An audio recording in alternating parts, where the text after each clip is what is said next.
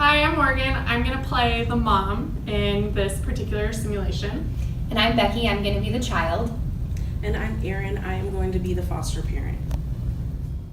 Okay, as you see, Morgan loves her daughter Becky very much.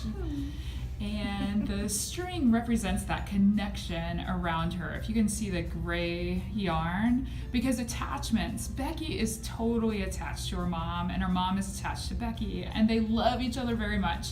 And what happened is Morgan ended up struggling through some drug addiction issues because she had a difficult time at work and didn't know how to handle the stress. And she didn't mean to get addicted to the drugs, but she did. So we're now going to take a look at what happens in Morgan and Becky's life now. As what sometimes happens is a case manager is concerned about the neglect and possible abuse that Becky may experience due to Morgan's drug addiction issues. So Erin is going to come in as a foster mom, and as she comes in as a foster mom, sometimes what happens is we only focus on the child. And as we focus on the child, we build this connection. So the tie around Erin is going to represent that connection that she has towards the child, towards Becky. She's really focused on Becky, sometimes may even struggle with why would Morgan choose drugs over her daughter. So she's kind of really focusing on Becky right now. And what we want to do is we want to think about how leaving the biological mom out, that is going to potentially harm Becky because Becky is still attached to her biological mom. And so Erin still struggles. Man, why would Morgan still choose drugs over her daughter Becky? So Erin just decides, it's not that important for me to have a relationship with a biological mom. And so she just decides to cut that tie between Morgan and her. Only through Morgan and her. So you can see she's just cutting that tie specifically. But when she cuts that tie, you will notice that all the ties fell on the ground because Becky loves her mom and she has a significant attachment with her. And so it's important for us to make sure that we continue that relationship between the biological mom and between Becky and between Erin so that Becky can continue to have healthy relationships in the future.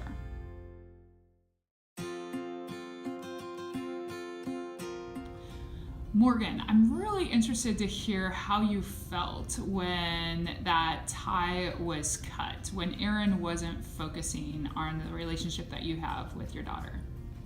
I felt really betrayed. I felt like, the state's come in and I already feel really embarrassed by the things and the choices that I've done. But for Erin to just say it doesn't matter, that's my daughter, I did love her and I do love her. I felt really betrayed.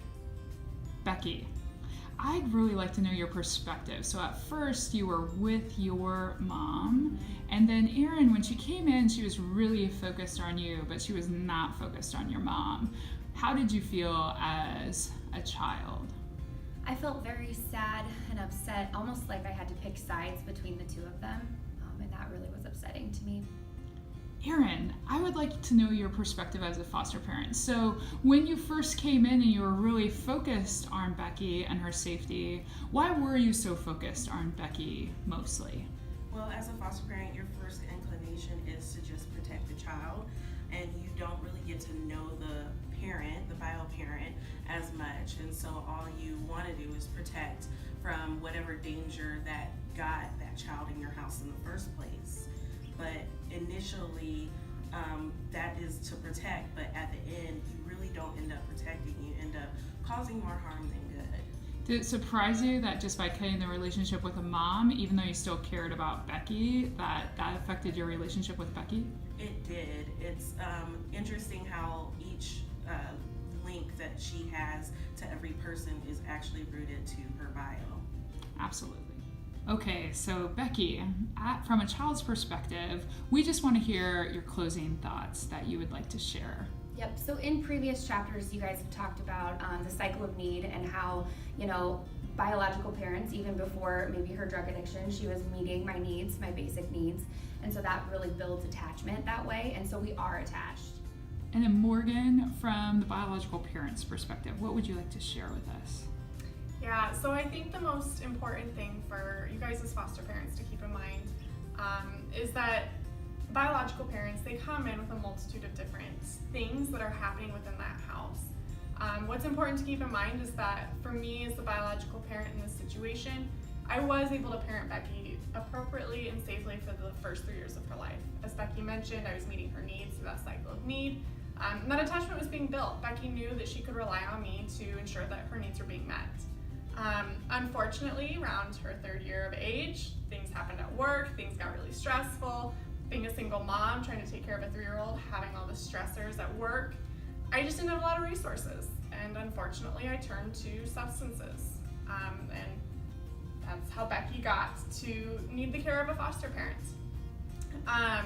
The biggest thing is that there might be things that biological parents that I might be doing that really drive Erin crazy. Things like really wanting to know, what is she eating? How is she eating? And Erin might be like, I got this. I'm her foster parent, I got this. But what Erin needs to keep in mind is that I did have those 3 years of having that attachment built. Just because Becky's not in my house doesn't mean that she's not attached to me and I'm not attached to her. If you guys remember, the definition of attachment is that it maintains even through time and geography. And so it could be things that I'm doing where I am concerned about what she's eating because I do still have that attachment and I do still care. I just need the resources to help me get my feet back on level ground and to be able to make sure that Becky's safe in my house too. Erin, what we would like to hear from you is the perspective of a foster parent. So what would you like to share? So I just want to let you know that your first inclination is to protect the child that's in your home. However, you have to remember that your role as a foster parent is to help the bio and the child safely and healthily maintain their relationship together. In that, you build a relationship with this new family. And some of the things that you can do as a foster parent to get that ball rolling is talk to that parent consistently, texts, emails. When you have your family team meetings, meet with that family before the family team meetings start in a neutral setting. It helps them to not be so defensive and also to kind of listen to you and get your feet through the door on them actually listening to what you have to say. In later chapters, we'll talk about more ways that you can do shared parenting.